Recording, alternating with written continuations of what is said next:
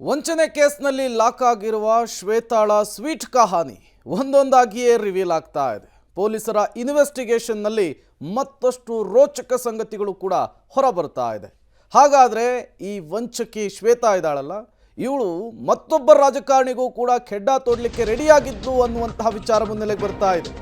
ವರ್ತೂರು ಪ್ರಕಾಶ್ ಅತ್ಯಾಪ್ತೆ ಶ್ವೇತಾ ಗೌಡ ವಂಚನೆಯ ಕೇಸ್ಗೆ ಮತ್ತೊಂದು ಟ್ವಿಸ್ಟ್. ವರ್ತೂರು ಪ್ರಕಾಶ್ ಅಲ್ಲದೆ ಕೋಲಾರದ ಮತ್ತೋರ್ವ ನಾಯಕನನ್ನ ಭೇಟಿಯಾಗಿದ್ಲಂತೆ. ಮೈಸೂರು ಪಾಕ್ ಖೆಡ್ಡಾಕ್ಕೆ ಕೆಡವಲಿಕ್ಕೆ ಶ್ವೇತಾ ಗೌಡ ಭರ್ಜರಿ ಪ್ಲಾನ್ ಮಾಡಿದ್ಲು. ಪೊಲೀಸರ ಇನ್ವೆಸ್ಟಿಗೇಷನ್ನಲ್ಲಿ ಮತ್ತಷ್ಟು ಸ್ಫೋಟಕ ಮಾಹಿತಿ ರಿವೀಲ್ ಆಗ್ತಾ ಇದೆ. ನಿನ್ನೆ ಅಷ್ಟೇ ವರ್ತೂರು ಪ್ರಕಾಶ್ ವಿಚಾರಣೆ ಫೇಸ್ ಮಾಡಿ ಬಂದ್ರು. ನನಗೂ ಶ್ವೇತಾಗೂ ಯಾವುದೇ ರೀತಿಯ ನಂಟಿಲ್ಲ ಅಂತ ಹೇಳಿದ್ರು. ಸಾಮಾಜಿಕ ಕಾರ್ಯಕರ್ತೆ ಅಂತ ಹೇಳಿಕೊಂಡು ಇಬ್ಬರ ನಡುವೆ ಪರಿಚಯ ಆಗಿತ್ತು ಅನ್ನೋದನ್ನ ಪ್ರಸ್ತಾಪಿಸಿದ್ರು. ಈಗ ಮತ್ತೊಂದು ವಿಚಾರ ಮುನ್ನೆಲೆಗೆ ಬರ್ತಾ ಇದೆ. ವರ್ತೂರು ಪ್ರಕಾಶ್ ರೀತಿಯಲ್ಲಿ ಕೋಲಾರದ ಮತ್ತೊಬ್ಬ ರಾಜಕೀಯ ಮುಖಂಡನನ್ನ ಖೆಡ್ಡಾಕ್ಕೆ ಕೆಡವಲಿಕ್ಕೆ ಅವರ ಹೆಸರನ್ನ ಬಳಸಿಕೊಂಡು ವಂಚನೆ ಮಾಡಲಿಕ್ಕೆ ಪ್ಲಾನ್ ಮಾಡಿದ್ಲಂತೆ. ಈ ಮೈಸೂರು ಪಾಕು, ಗುಲಾಬ್ ಜಾಮೂನು, ರಸಗುಲ್ಲ ಇದು ಹೆಂಗ್ ಸೇವ್ ಮಾಡಿ ಇಟ್ಕೊಳ್ತಾ ಇದ್ರು ಅನ್ನೋದಕ್ಕೆ ಅದರಲ್ಲಿ ಮೈಸೂರು ಪಾಕ್ ವಿಚಾರದ ಬಹಳ ಇಂಟ್ರೆಸ್ಟಿಂಗ್ ಆಗಿದೆ. ಆಮೇಲೆ ಆ ರಾಜಕಾರಣಿ ಯಾರು ಅವರು ಕೂಡ ಫೇಸ್ ಮಾಡಬೇಕಾಗತ್ತೆ ತನಿಖೆಯನ್ನ. ಫೇಸ್ಬುಕ್ ಮೂಲಕ ಪರಿಚಯ ಆಗ್ತಾರೆ. ಕೋಲಾರದಲ್ಲೇ ಮುಖಂಡನ ಭೇಟಿಯಾಗಿದ್ದು. ಭೇಟಿಯ ವೇಳೆ ಮೈಸೂರು ಪಾಕ್ ಅನ್ನ ಮುಖಂಡ ತಂದು ಕೊಟ್ಟಿರ್ತಾನಂತೆ. ಇದೇ ಕಾರಣಕ್ಕೆ ಮೈಸೂರು ಪಾಕ್ ಅಂತ ನಂಬರ್ ಸೇವ್ ಮಾಡಿ ಇಟ್ಕೊಂಡ್ರಂತೆ. ವ್ಯವಹಾರದ ನೆಪದಲ್ಲಿ ಆ ಮುಖಂಡನಿಗೆ ಅಪ್ತಳಾಗಿದ್ಲಂತೆ. ಯಾವ ರೀತಿಯೋ ಗೊತ್ತಿಲ್ಲ. ಯಾಕೆ ಅಂತಂದ್ರೆ ಸ್ನೇಹಕ್ಕೆ ಕಾಣಿಕೆಯಾಗಿ ಹೊಸ ಥಾರನ್ನ ಗಿಫ್ಟ್ ಕೊಟ್ಟಿದ್ದಾರೆ. ಅಪ್ಪಬ್ಬಬ್ಬ, ಥಾರ್ ಗಿಫ್ಟ್ ಸ್ನೇಹಕ್ಕೆ. ಅದೇ ಕಾರ್ನಲ್ಲೇ ಮೈಸೂರಿನಲ್ಲಿ ಶ್ವೇತಾ ಗೌಡರನ್ನ ಪೊಲೀಸರು ಬಂಧಿಸಿದ್ದಾರೆ. ಮೈಸೂರು ಪಾಕ್ ಮುಖಂಡನನ್ನ ಖೆಡ್ಡಾಕ್ಕೆ ಬೀಳಿಸೋಕೆ ಪ್ಲಾನ್ ಅನ್ನ ಮಾಡಿದ್ರಂತೆ ವಂಚಕಿ. ಪೊಲೀಸ್ ವಿಚಾರಣೆಯಲ್ಲಿ ಈಗ ಬಾಯಿ ಬಿಟ್ಟಿದ್ದಾಳೆ. ವರ್ತೂರು ಪ್ರಕಾಶ್ ಅತ್ಯಾಪ್ತಿ ಅಂತೆ. ಸ್ನೇಹಕ್ಕೆ ಕಾಣಿಕೆಯಾಗಿ ಹೊಸ ಥಾರ್ ಗಿಫ್ಟು. ಆ ರೀತಿಯಾಗಿ ಸ್ನೇಹನ ಓಕೆ ಅಪ್ಪ, ಏನೋ ಗೊತ್ತಿಲ್ಲ. ಗಿಫ್ಟ್ ಆಗಿ ಫಸ್ಟ್ ಟೈಮೇನೆ ಮೈಸೂರು ಪಾಕ್ ಕೊಟ್ರಂತೆ. ಹಾಗಾಗಿ ಮೈಸೂರು ಪಾಕ್ ಅಂತಲೇ ಸೇವ್ ಮಾಡಿಕೊಂಡ್ರಂತೆ.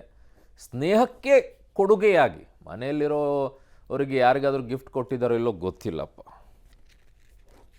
ನನ್ನ ಸಹೋದ್ಯೋಗಿ ಈಗ ಕ್ರೈಮ್ ಬ್ಯೂರೋ ಹೆಡ್ ಆಗಿರುವಂಥ ಮುರಳೀಧರ್ ನನ್ನ ಸಂಪರ್ಕಕ್ಕೆ ಸಿಗ್ತಾ ಇದ್ದಾರೆ. ಮುರಳಿ, ಯಾವತ್ತಾದರೂ ಸ್ನೇಹಕ್ಕೋಸ್ಕರ ಈ ಥರ ಥಾರ್ ಗಿಫ್ಟು ಈ ಥರ ಏನಾದರೂ ಕೊಟ್ಟಿರೋದು ಇದೆಯೇನೋ ಮುರಳಿ? ಈಗ ಎಲ್ಲಾದರೂ ಕೇಳಿಸ್ಕೊಂಡಿದ್ದೀವ ನಾವು ಅಂತ? ಇದು ಸ್ನೇಹಕ್ಕೂ ಮೀರಿದ ಒಂದು ಪರಿಚಯ ಅಂತೇಳಿ ಕಾಣಿಸ್ತಾ ಇರುವಂಥದ್ದು ಅರುಣ. ಯಾಕೆಂದರೆ ಕೆಲವೊಂದು ವೈಯಕ್ತಿಕ ವಿಚಾರಗಳಿದೆ. ವೈಯಕ್ತಿಕ ವಿಚಾರಗಳನ್ನು ಪೊಲೀಸ್ ಇನ್ವೆಸ್ಟಿಗೇಷನಲ್ಲೂ ಕೂಡ ರಿವೀಲ್ ಆಗಿರುವಂಥದ್ದು. ಅದರ ಬಗ್ಗೆ ಪೊಲೀಸರು ಕೂಡ ದೋಷಾರೋಪ ಪಟ್ಟಿಯಲ್ಲಿ ಉಲ್ಲೇಖವನ್ನು ಮಾಡಲಿಕ್ಕೆ ಎಲ್ಲ ರೀತಿಯ ತಯಾರಿಯನ್ನು ಕೂಡ ಮಾಡ್ಕೊಳ್ತಾ ಇದ್ದಾರೆ.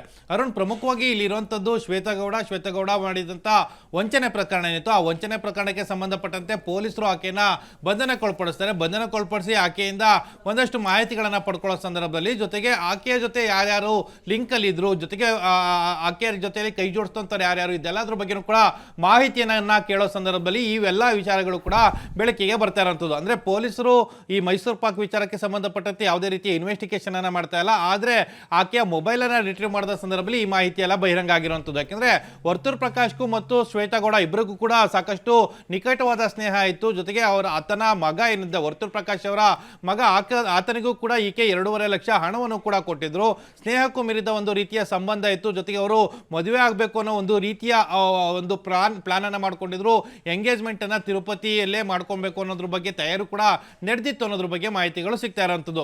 ಅದೇ ಸಂದರ್ಭದಲ್ಲಿ ಏನೋ ಬಿಜೆಪಿಯ ಕೋಲಾರದ ಬಿಜೆಪಿಯ ಮುಖಂಡ ಏನಿದೆ, ಬಿಜೆಪಿಯ ಮುಖಂಡನಿಗೂ ಕೂಡ ಹನಿ ಟ್ರಾಪ್ ಅನ್ನ ಮಾಡಬೇಕು, ಆತನನ್ನ ಕೆಡವಬೇಕು ಅನ್ನೋದ್ರ ಬಗ್ಗೆ ಈ ರೀತಿಯ ತಯಾರಿಗಳನ್ನ ನಡೆಸಲಾಗ್ತಿತ್ತು. ಯಾಕೆಂದ್ರೆ ಈತನೇ ವರ್ತೂರು ಪ್ರಕಾಶ್ ಅವ್ರಿಗೆ ಈಗಂತ ಆರೋಪ ಕೇಳಿ ಬಂದಿರುವಂಥದ್ದು. ವರ್ತೂರು ಪ್ರಕಾಶೇ ಒಂದಿಬ್ಬರು ಮಹಿಳೆಯರನ್ನ ಮನೆ ಕೆಲಸದಲ್ಲಿ ಆತನ ಮನೆಯಲ್ಲಿ ಇಡುವಂಥದ್ದು, ಆತನ ಜೊತೆಯಲ್ಲಿ ನಿಕಟವಾಗಿ ಸ್ನೇಹವನ್ನು ಬೆಳೆಸ್ಕೊಳ್ಳುವಂಥದ್ದು, ಜೊತೆಗೆ ಒಂದಷ್ಟು ಟ್ರಾಪ್ ಅನ್ನ ಮಾಡಿ ಆತನಿಗೆ ಮುಂದಿನ ಎಲೆಕ್ಷನ್ ಅಲ್ಲಿ ಯಾವುದೇ ರೀತಿಯ ಚುನಾವಣೆಯಲ್ಲಿ ಏನು ಟಿಕೆಟ್ ಅನ್ನು ಸಿಕ್ಬಾರ್ದು ಅನ್ನೋ ರೀತಿಯ ಪ್ರಯತ್ನಗಳನ್ನ ಮಾಡ್ತಾ ಇದ್ರು ಅನ್ನೋದ್ರ ಬಗ್ಗೆ ಕೂಡ ಈಗ ಮಾಹಿತಿಗಳು ಸಿಗ್ತಾ ಇರುವಂಥದ್ದು. ಒಂದು ರೀತಿಯಲ್ಲಿ ಶ್ವೇತಾ ಗೌಡ ಬಿಜೆಪಿಯ ಮುಖಂಡನನ್ನ ಪರಿಚಯ ಮಾಡ್ಕೊಳ್ತಾರೆ. ಬಿಜೆಪಿಯ ಮುಖಂಡನನ್ನ ಪರಿಚಯ ಮಾಡಿಕೊಂಡು ಆಕೆ ಇಬ್ಬರು ಮಹಿಳೆಯರನ್ನ ಮನೆ ಕೆಲಸದಲ್ಲಿ ಇರಿಸುವಂಥದ್ದು. ಮಹಿಳೆಯರು ಈಕೆ ಹೇಳಿದಂತೆ ಅಂದ್ರೆ ಶ್ವೇತಾ ಗೌಡ ಹೇಳಿದಂತೆ ಕಂಪ್ಲೀಟ್ ಆಗಿ ಕೆಲಸಗಳನ್ನ ಮಾಡ್ತಾ ಇದ್ರು ಅನ್ನೋದ್ರ ಬಗ್ಗೆ ಕೂಡ ಮಾಹಿತಿಗಳು ಸಿಗ್ತಾ ಇರೋಂಥದ್ದು. ಈ ಹಿನ್ನೆಲೆಯಲ್ಲಿ ಇದರ ಬಗ್ಗೆ ಒಂದಷ್ಟು ಮಾಹಿತಿಗಳು ಸಿಗ್ತಾ ಇದಾವೆ. ಜೊತೆಗೆ ಏನು ಬಿಜೆಪಿ ಮುಖಂಡ ಏನಿದೆ, ಕೋಲಾರದ ಬಿಜೆಪಿ ಮುಖಂಡ, ಆತನಿಗೂ ಕೂಡ ನೋಟಿಸ್ ಅನ್ನ ಕೊಟ್ಟು ಆತನನ್ನ ಕರೆಸಿ ವಿಚಾರಣೆಗೊಳಪಡಿಸುವಂತ ಸಾಧ್ಯತೆಗಳು ಕೂಡ ಇರುವಂಥದ್ದು. ಯಾಕೆಂದ್ರೆ ಈ ಪ್ರಕರಣಕ್ಕೂ ಆತನಿಗೂ ಯಾವುದೇ ರೀತಿಯ ಸಂಬಂಧಗಳಿಲ್ಲ. ಆದ್ರೆ ಆತನಿಗೆ ಏನಾದರೂ ಹಣದ ಶೇರ್ಗಳನ್ನ ಕೊಡಲಾಗಿದೆಯಾ ಅಥವಾ ಆತನಿಗೆ ಆ ಜೊತೆಯಲ್ಲಿ ಸಂಬಂಧಕ್ಕೆ ಸಂಬಂಧಪಟ್ಟಂತೆ ಯಾವುದಾದ್ರೂ ಮಾಹಿತಿಗಳು ಸಿಗ್ಬೋದಾ ಅನ್ನೋದ್ರ ಬಗ್ಗೆ ಒಂದಷ್ಟು ತಿಳ್ಕೊಳ್ಳೋ ಪ್ರಯತ್ನವನ್ನ ಈಗ ಪೊಲೀಸರು ಮಾಡ್ತಾ ಇರುವಂತದ್ದು. ಅರುಣ್, ಓಕೆ ಮುರಳೀಧರ್, ಹಾಗೆ ಸಂಪರ್ಕದಲ್ಲಿರಿ, ವಾಪಸ್ ಬರ್ತೀನಿ ನಿಮ್ಮ ಹತ್ರ.